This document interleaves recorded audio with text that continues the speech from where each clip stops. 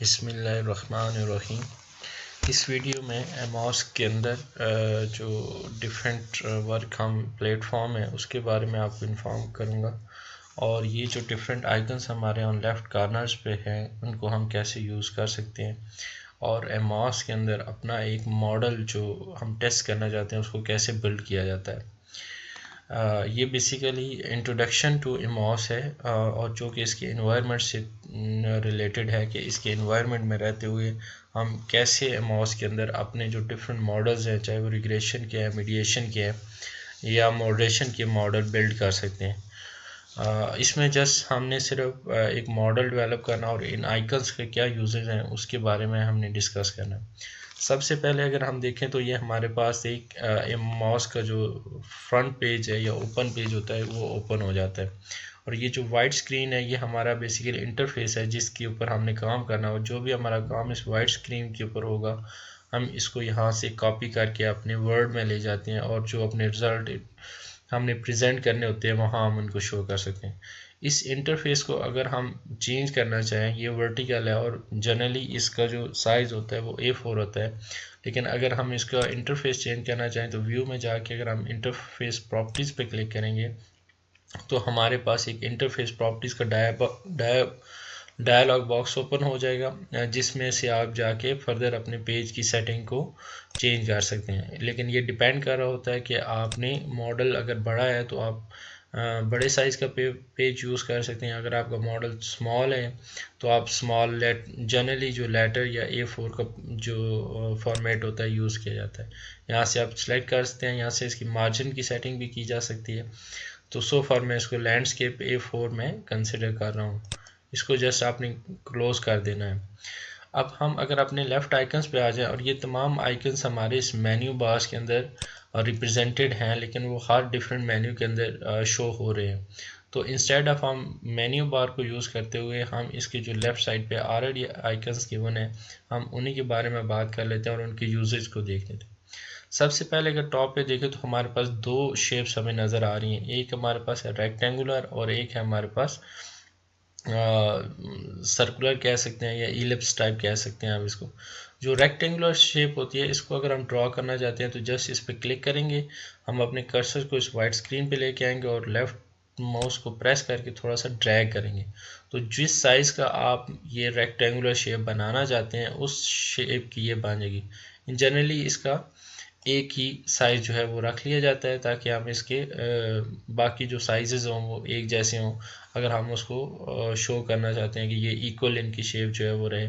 Otherwise इसके बाद भी हम इसकी शेप को चेंज कर सकते हैं, और अगर कुछ शेप्स बड़ी हैं या छोटी हैं हम उनको उनकी सेटिंग कर सकते हैं।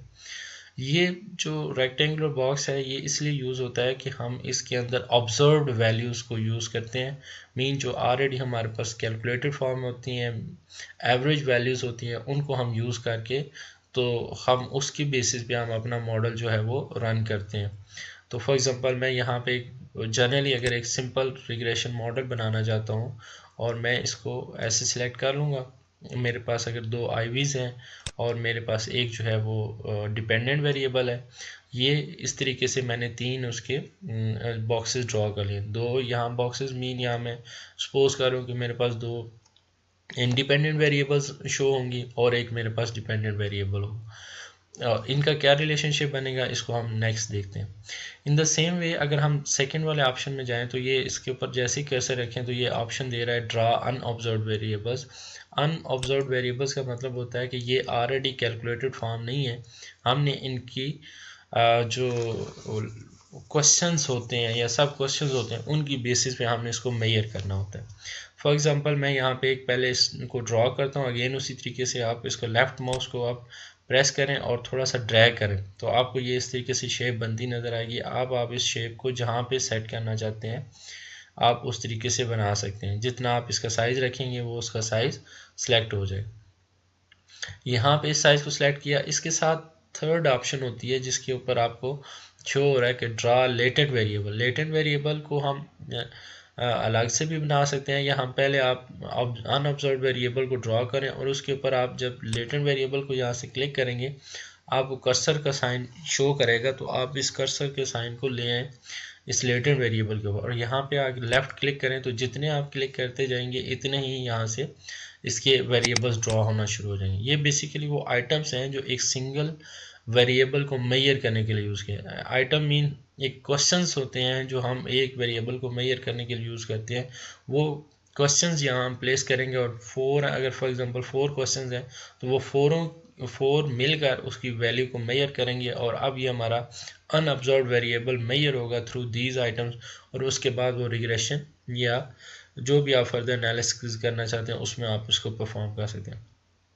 अदरवाइज़ अगर मैंने थर्ड आइटम पे क्लिक किया तो मैं यहाँ से डायरेक्ट भी ये शेप इस तरीके से ड्रॉ कर सकता हूँ, और यहाँ मैं लेफ़्ट क्लिक करके प्रेस करूँगा। अगेन देखेंगे कि आपको यहाँ पे डिफरेंट साइज़ बनता नज़र आ रहा है। आप इस साइज़ को बना लें। अगेन वो आपकी इलिप्स टाइप और सर्कुलर जो है वो शेप बन गई।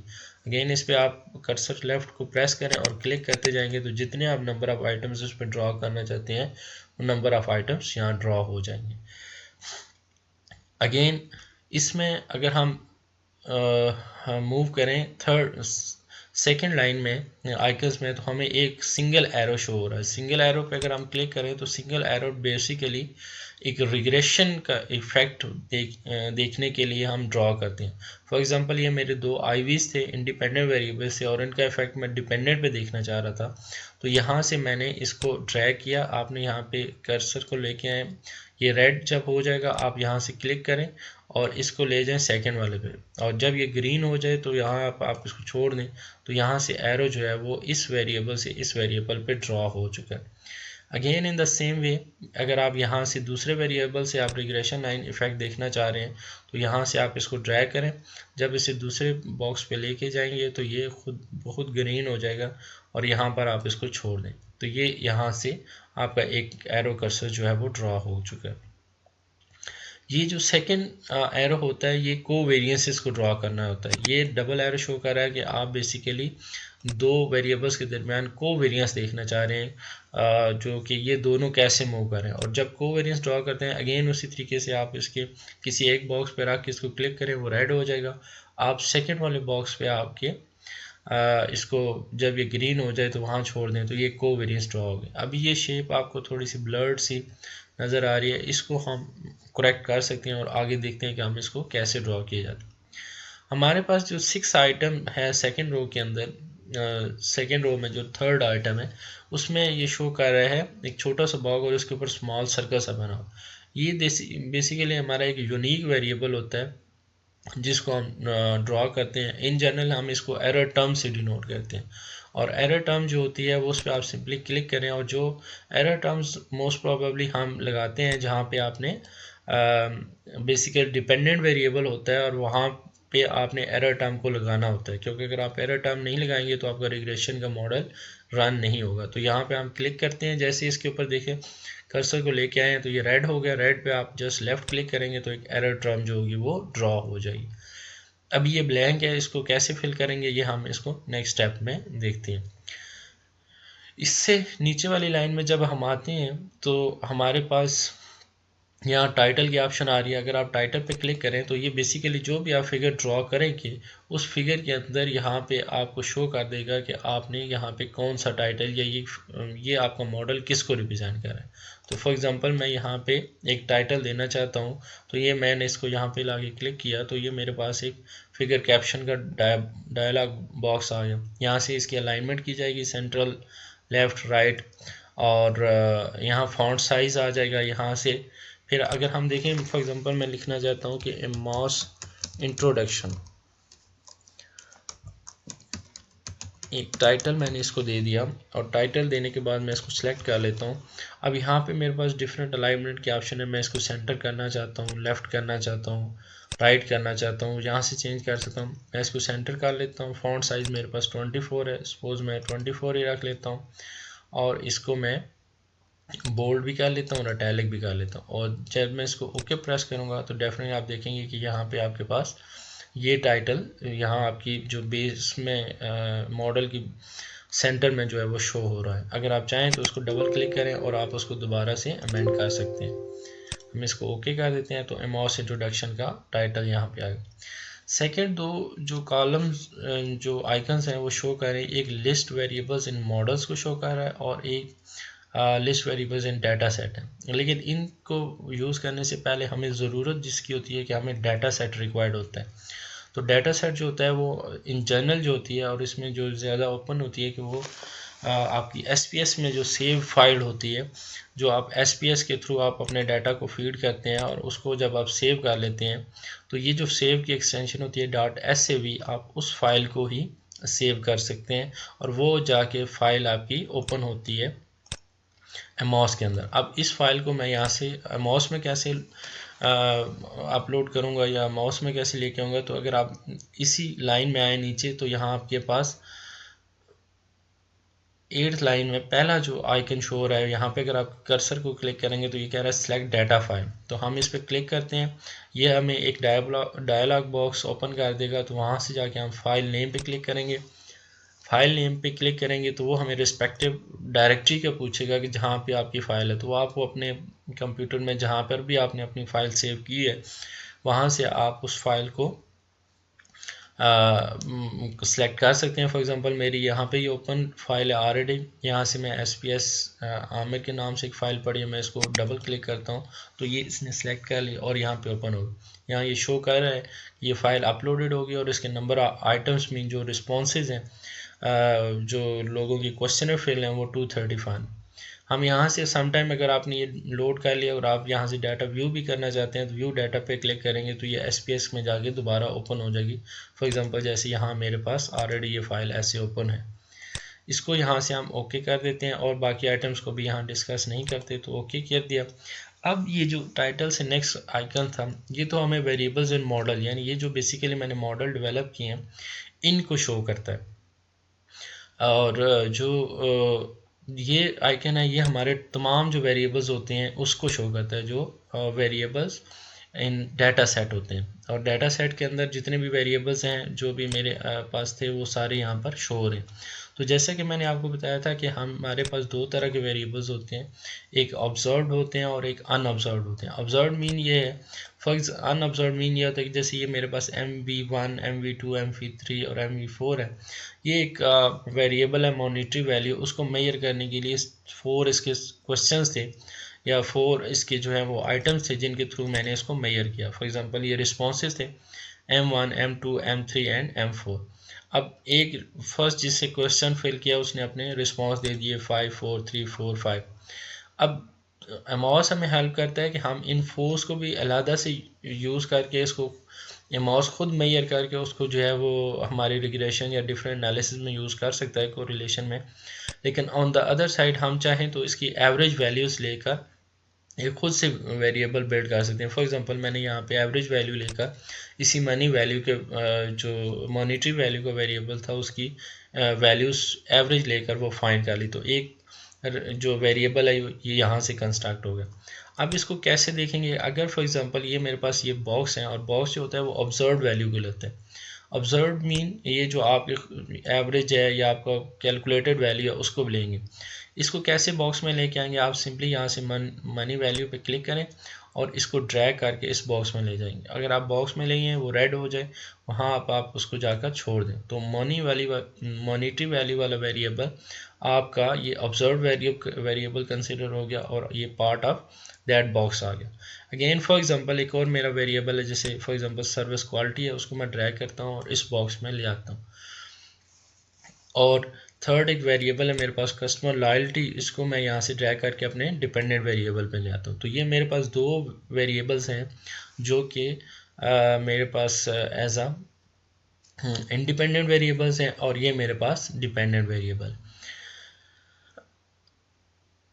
अब इन द सेम वे अगर आप देखें तो जैसे मैंने अनऑब्जर्व वेरिएबल्स की बात की थी, अब यही मेरे पास एक मॉनिटरी वेरिएबल है जो मॉनिटरी वैल्यू वाला वेरिएबल है। इसको मैंने मेजर किया था 4 आइटम से। एक तो मेथड ये है कि इसकी एवरेज वैल्यूज़ लेकर मैं इसको यहाँ एज अ ऑब्जर्व वेरिएबल लेकर उसके ऊपर रिग्रेशन एनालिसिस रन कर लूँ या जो भी मैंने एनालिसिस परफॉर्म करने का।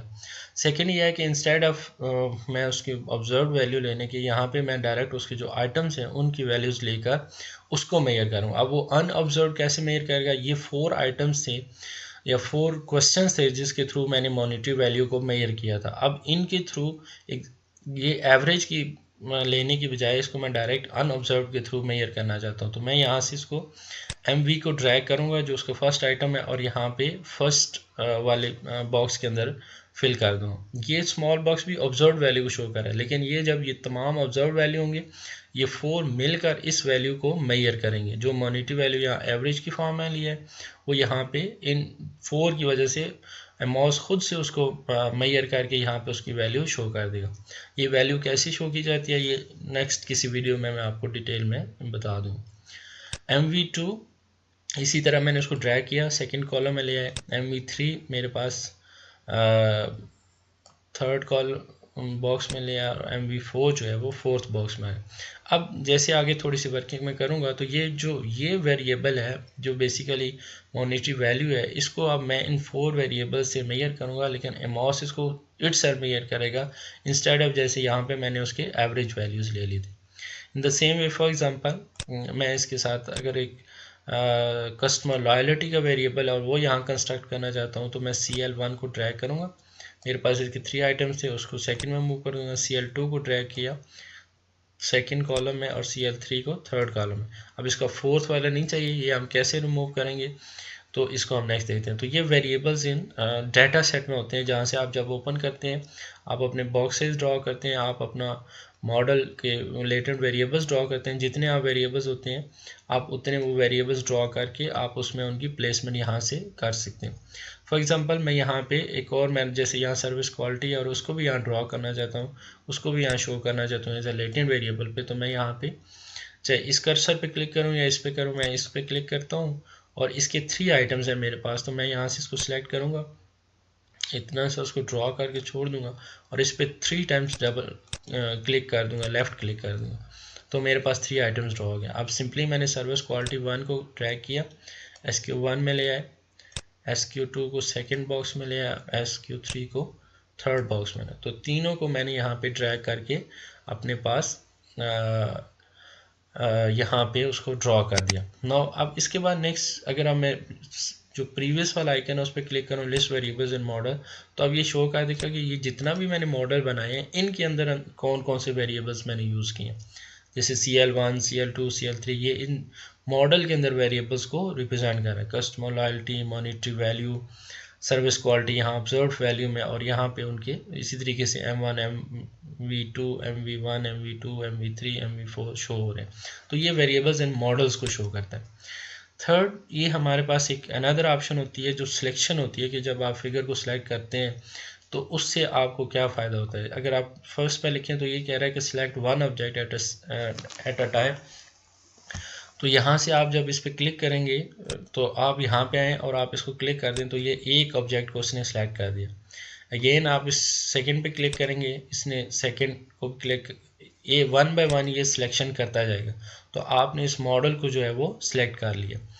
और इसके साथ जो ऑप्शन होता है सेकंड वाला सिलेक्ट ऑल ऑब्जेक्ट, अगर आप इसको क्लिक करेंगे तो जितने भी ये आइटम्स मौजूद है इस पूरे मॉडल के अंदर उनको सिलेक्ट करेगा, और जब जिनकी सिलेक्शन हो जाती है ये सब का कलर ब्लू हो जाता है। और थर्ड वन वाला जो है वो डी सिलेक्ट ऑल ऑब्जेक्ट, इस पर क्लिक करेंगे तो जितने भी ऑब्जेक्ट आपने सेलेक्ट किए हैं वो सब यहाँ पर डी सिलेक्ट हो जाएंगे। तो ऐसे क्लिक किया तो सब आइटम्स हमारे पास डी सिलेक्ट हो चुके हैं। थर्ड इम्पॉर्टेंट चीज़ इसमें जो ज़्यादा यूज़ हम माउस में करते हैं और ये यहाँ से इसका प्रोसेस स्टार्ट हो जाता है। सबसे पहले डुप्लीकेट ऑब्जेक्ट, कि अगर आप किसी ऑब्जेक्ट का डुप्लीकेट बनाना चाहते हैं तो यहाँ पे कर्सर को क्लिक करें और अब आपने इस कर्सर को लेके आए यहाँ पे इस आइकन पे फॉर एग्जांपल लेकर मैं इसका डुप्लीकेट बनाना चाहता हूँ तो यहाँ पे मैं इसको क्लिक करूँगा और इसको ड्रैग कर दूँगा। जैसे ड्रैग करूँगा तो सेम जो शेप होगी उसी शेप का एक और शेप जो है वो जनरेट हो जाएगी और उसकी एक डुप्लीकेट कॉपी यहाँ पे ट्रांसफॉर्म हो जाएगी। फॉर एग्जांपल ये बॉक्स था और इस बॉक्स के जैसा ही मैं बॉक्स बनाना चाह रहा था और जो साइज़ में सेम हो, तो इसके लिए मैंने डुप्लीकेट आइकन पे क्लिक किया और फिर यहाँ इस आइकन पे लिखा कर्सर, तो ये रेड हो गया। जैसे रेड हुआ मैंने लेफ़्ट माउस को क्लिक करके इसको ड्रैग कर दिया तो अनदर सेम इसकी डुप्लीकेट कॉपी यहाँ से जनरेट हो जाएगी। इसके बाद जो नेक्स्ट आइकन आपको नज़र आ रहा है ये बेसिकली ऑब्जेक्ट्स को मूवमेंट के लिए यूज़ होता है कि अब ये ऑब्जेक्ट्स आप देख रहे हैं कि ओवरलैप कर रहे हैं, इनकी अपनी शेप नहीं है, कुछ आगे है कोई पीछे है, इसकी मूवमेंट को सेटिंग करने के लिए हम मूव ऑब्जेक्ट को यूज़ करते हैं। जब मूव ऑब्जेक्ट पे क्लिक करता हूँ तो आप जैसे ये देखेंगे ये शेप में ये थोड़ा सा आगे है, ये थोड़ा सा पीछे, और मैं चाहता हूँ कि ये दोनों बराबर आ जाए। तो मैंने यहाँ से इस पे कर्सर को रखा और ये रेड हो गया। रेड होने के बाद मैं लेफ्ट माउस को क्लिक करूँगा और इसको ड्रैग करूँगा। आप ड्रैग करके इसको आप मूव कर सकते हैं जहाँ आप लेके जाना है। फॉर एग्जांपल मैं इसको यहाँ पे मूव करा देता हूँ, इस नीचे वाले को थोड़ा सा बॉक्स को ऊपर। अब इस चाहे इसको बढ़ा सकते हैं, आप इसको कम कर सकते हैं। एक चीज़ आप नोट करें, ये मैं आगे बताऊँगा कि जब मैं इस बॉक्स को मूव करा रहा हूँ तो इसका जो एरर टर्म है या ये वाली शेप जो है वो चेंज नहीं हो रही, वो फिक्स है। और इसकी रीज़न क्या है ये आगे मैं इसको नेक्स्ट स्टेप में आपको बताता हूँ। तो मैंने यहाँ पे इसको प्लेस कर दिया। इन द सेम वे अगर आप देखें ये बॉक्स है, इसको भी हम मूव करना, ये मूवमेंट जहाँ हम इसकी मूवमेंट करना चाहते हैं वहाँ हम इसको मूव कर सकेंगे। लेकिन अगर इन जो आपका अनऑब्जर्व्ड है, अब अनऑब्जर्व्ड को आपने जब मूव करेंगे तो आप देख रहे हैं कि मैं इसको मूव कर रहा हूँ लेकिन ये तो सिर्फ सर्कल मूव कर रहा है या इलिप्स मूव कर रहा है, जबकि बाकी आइटम्स मूव नहीं कर रहे। तो इसकी रीज़न क्या होती है? इसके साथ अगर आप सबसे पहले देख लें तो एक ये सेव के नीचे एक बटन है जो आपको ये डिफरेंट शेप्स लग रहा है और इसके साथ लिखा आ रहा है प्रिजर्व सिमेट्री। प्रिजर्व सिमेट्री पे जब भी अगर आपने इन पूरे तमाम आइटम्स को मूव करवाना है तो सबसे पहले आपने प्रिजर्व सिमेट्री पे क्लिक करना है, फिर आपने ड्रैग पे जो मूव ऑब्जेक्ट का ऑप्शन है उस पर क्लिक करेंगे तो अब आपके पास ये आइकन मूव करेंगे। कैसे? आप देखें, अब मैं इसको ड्रैग करता हूँ तो अब इंस्टेड ऑफ वंस ये सिर्फ एक वेरिएबल मूव करने के सारे मूव करें। वो सिमेट्री का मतलब है कि ये पूरा का पूरा जो भी सेट होगा मूव करेगा। अब देखिए इस बॉक्स को अगर मैं मूव कर रहा हूँ तो उसकी एरर टर्म जो है वो भी साथ मूव कर रही है, मीन उसके साथ जो भी चीज़ें रिलेटेड है वो सारी की सारी मूव करेंगी। इन द सेम वे अगर यहाँ से फॉर एग्जांपल इसको मैं मूव कराना चाह रहा हूँ तो ये आप पूरा का पूरा मूव कर रहा है, मीन इसमें सिमेट्री है, उसके जो भी आइटम्स हैं वो भी साथ मूव करेंगे। लेकिन अगर मैं इसको डीसेलेक्ट करके फिर मूव कराता हूँ तो फिर आप देखेंगे सिर्फ सर्कल मूव करेगा या सिर्फ ये बॉक्स मूव करेगा। तो इस सिचुएशन में आपने जब भी इसको मूव कराना हो और पूरे इस तमाम आइटम्स को मूव करवाना हो पूरे इस तो इसके लिए आपने प्रिजर्व सिमेट्री को क्लिक करना पड़ेगा और यहाँ से आप इसकी सिलेक्शन कर सकते हैं। इसके बाद नेक्स्ट एक इम्पॉर्टेंट जो आइकन यूज़ किया जाता है, अगर इस पर मैं कर्सर रखूँ तो इरेज ऑब्जेक्ट का नाम दे रहा है। इरेज ऑब्जेक्ट को जैसे हम क्लिक करते हैं, अब ये बॉक्स मैंने डुप्लीकेट ड्रॉ किया था और इसको मैं यहाँ से ख़त्म करना चाहता हूँ। तो उसको ख़त्म करने का तरीका यही है कि आप यहाँ से पहले इरेज ऑब्जेक्ट को सिलेक्ट करें और यहाँ से आप इसको क्लिक कर दें। कर्सर रखेंगे ये रेड हो जाएगा और जैसे आप क्लिक करेंगे लेफ्ट तो ये यहाँ से इरेज हो जाएगा। इस तरह सेम वे ये भी एक फिगर मैंने एक्स्ट्रा ड्रॉ कर दिया, इसको मैं रिमूव करना चाहता हूँ। यहाँ से मैं इसको कर्सर आके जब इसको प्रेस करूँगा ये भी रिमूव हो जाएगी। अगेन ये एक फोर्थ बॉक्स हमारे पास एम्प्टी था और इसकी ज़रूरत नहीं थी हमें, हम इसको भी रिमूव करना चाहते हैं तो यहाँ पे हम इसको कर्सर को लेके आएंगे तो ये रिमूव हो जाएगा। और ये जब एक बात याद रखिए, जब एक मॉडल रन होता है और उसमें अगर ये एक खाली ब्लैंक एरर टर्म भी शो हो रही है छोटा सर्कल, ये इस मॉडल के अंदर कंसिडर होता है। और जब ये एम्प्टी है और किसी का लिंक नहीं है तो आपका मॉडल रन नहीं होगा, तो इसलिए यहाँ से हम इसको भी रिमूव कर देते हैं।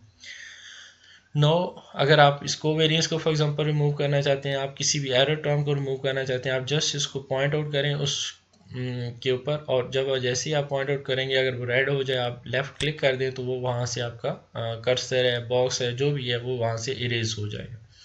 तो यहाँ से इसको मैं डीसेलेक्ट कर लेता हूँ, कोवेरिएंस को दोबारा इसमें ड्रॉ कर लेता हूँ। नो इसके बाद नेक्स्ट जो आइकन है that is change the shape of object. अगर आप ऑब्जेक्ट की शेप चेंज करना चाहते हैं तो यहाँ से आप चेंज कर सकते हैं। अब इस कर्सर के ऊपर जैसे मैं यहाँ पे क्लिक करता हूँ और यहाँ पे फॉर एग्जांपल इस बॉक्स को मैं छोटा या बड़ा करना चाहता हूँ, एक बात याद रखें यहाँ पे मैंने सिर्फ अभी कोई सिलेक्शन नहीं किया और सिर्फ सिंगल बॉक्स को जो है वो उसका साइज़ चेंज करने लगा। तो जैसे मैं साइज़ इस पर क्लिक करूँगा तो मैं इस आइकन की वजह से इसके साइज़ को बड़ा या छोटा कर सकता हूँ। ये रीसाइजर के तौर पर या शेप के साइज़ को चेंज करने के लिए यूज़ होता है। अच्छा, इन द सेम वे अगर फॉर एग्जांपल देखें तो ये एरो इस डायरेक्शन में शो हो रहा है और मुझे इस डायरेक्शन में एरो नहीं चाहिए और ये इस फिगर के अंदर अच्छा नहीं लग रहा, तो मैं इसको इस तरफ बाहर की तरफ लेके आना चाहता हूँ।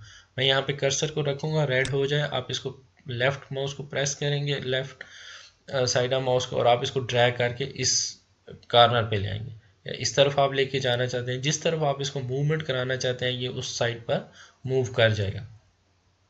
अगेन अगर आप इन कैरोस को भी मूव कराना चाहते हैं आप इस कर्सर को रखें, लेकिन ये ऑलरेडी अपनी सही शेप में, आप इसको ये चेंज नहीं होंगे।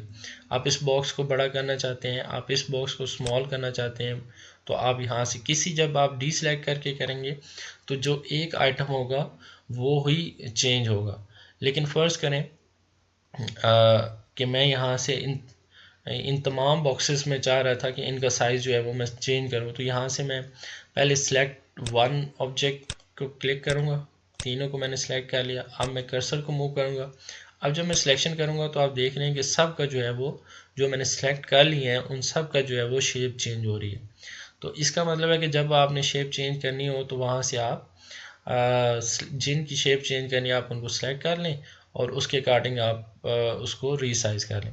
इसी तरह फॉर एग्जांपल ये साइज़ में बड़े हो गए थे, छोटे, मैं इसको पहले डी सेलेक्ट कर लेता हूँ, फिर again one by one selection कर लेता हूँ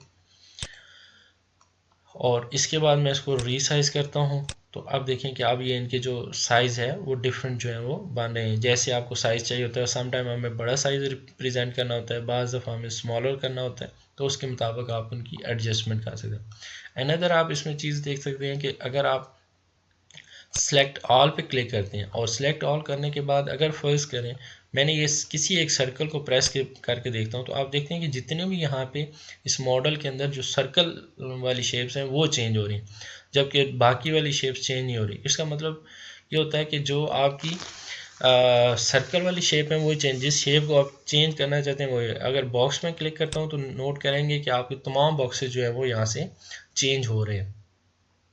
तो आपने तमाम बॉक्सेस की शेप थी वो चेंज हो रही हैं, जबकि सर्कल वाली शेप्स में कोई चेंज नज़र नहीं आ रहा। सो हम इस तरीके से अपने जो डिफरेंट वेरिएबल्स होते हैं उनकी शेप्स को चेंज कर सकते हैं, रीसाइज कर सकते हैं।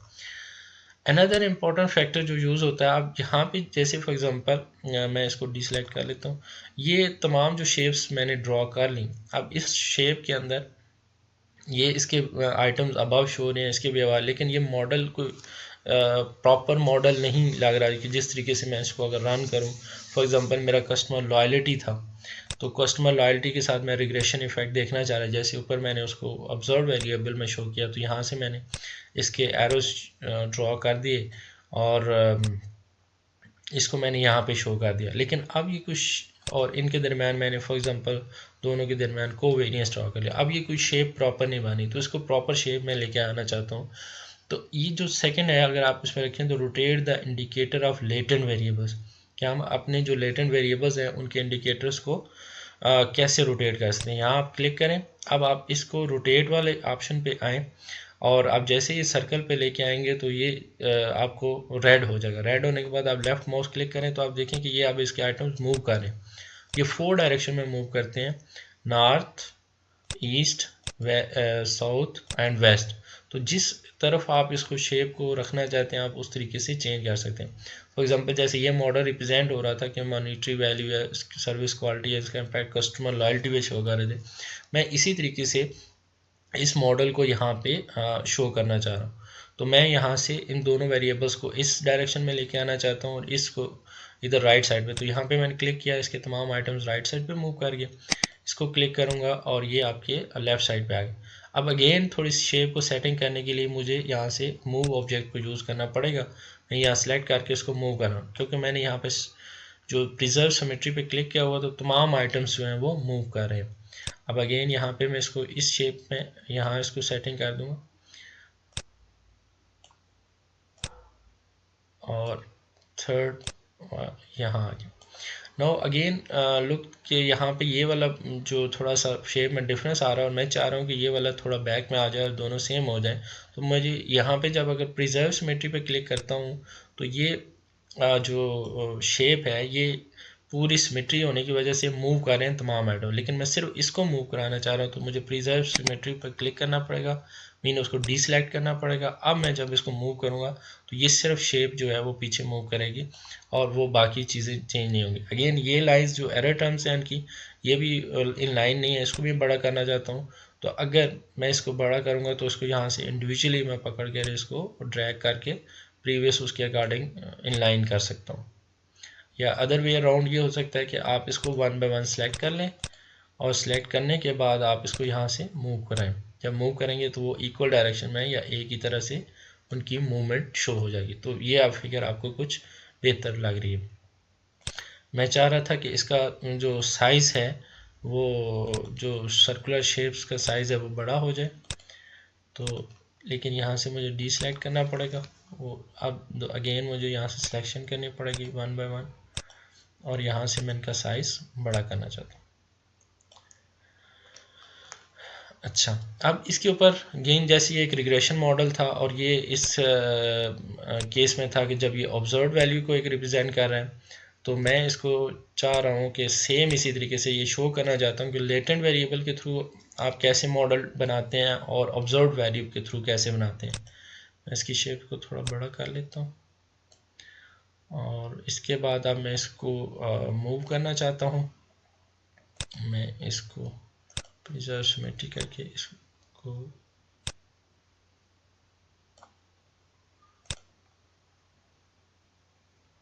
डीसेलेक्ट करते हैं और उसके बाद आप इसको मूव कर लेंगे। इसको अभी इसी शेप में रहने जाते हैं, फिर इसको देख लेते हैं कैसे मूव करते हैं। अच्छा, ये डिपेंडेंट वेरिएबल पर जैसी एक एरर टर्म जो है वो यूज़ हो रही है, हम इसी तरीके से डिपेंडेंट वेरिएबल यहाँ पे भी हम एक एरर टर्म जो है वो डिस्प्ले करेंगे, क्योंकि विदाउट एरर टर्म जो होता है वो रिग्रेशन रन नहीं होती। अभी ये मैंने एरर टर्म्स जितनी भी हैं उसको ब्लैंक छोड़ा हुआ, इसको कैसे फिल करेंगे ये मैं नेक्स्ट स्टेप में बताऊँ। यहाँ एक इंपॉर्टेंट चीज़ बतानी है कि फॉर एग्जांपल आपने जैसे ये मॉनेटरी वैल्यू को आपने मेजर किया है, तो ये आपको ब्लैंक बॉक्स मिलेगा।